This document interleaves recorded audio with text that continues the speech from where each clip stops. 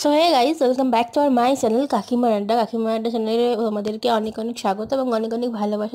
যারা যারা আমাদেরকে এইভাবে অনেক অনেক সাপোর্ট করছো, অনেক অনেক ভালোবাসা দিচ্ছ আমাদের চ্যানেলকে, তাদেরকে অনেক অনেক অনেক ভালোবাসা। এইভাবেই আমাদের পাশে থেকেও একটু একটু করে ভালোবাসা দাও, তাহলেই হবে। তো চলো, একটা নতুন রেসিপি তোমার সাথে শেয়ার করবো।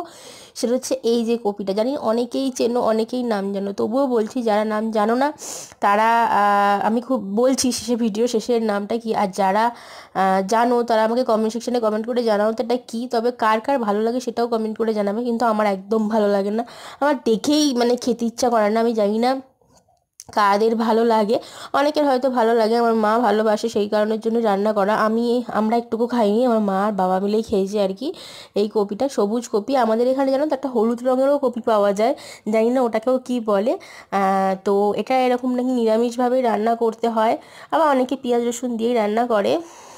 আমি তো সবুজ কপিই বলি। তো যাই হোক, এটার নাম হচ্ছে ব্রোকলি। তোমরা অনেকেই জানো, তোমরা অনেকেই খাও। এটা নাকি ভীষণ উপকারী বলে সবাই, আমি জানি না। তবে ভীষণ উপকারী বলে, মানে সাদা যে ফুলকপিটা আমরা খাই ওর থেকে নাকি অনেক অনেক অনেক গুণ উপকারী। এবং এটাতে নাকি গ্যাস, যে সাদা কপিটা খেলে যে আমাদের গ্যাস হয়, এই কপিটা খেলে নাকি এতটা গ্যাসও হয় না। তো যাই হোক, তোমাদের সাথে শেয়ার করলাম। এটা আমাদের বাড়িতে প্রথম রান্না হয়েছিল, এর আগে কোনোদিনও রান্না হয়নি, যেহেতু খাওয়া হয় না সেই কারণের জন্য।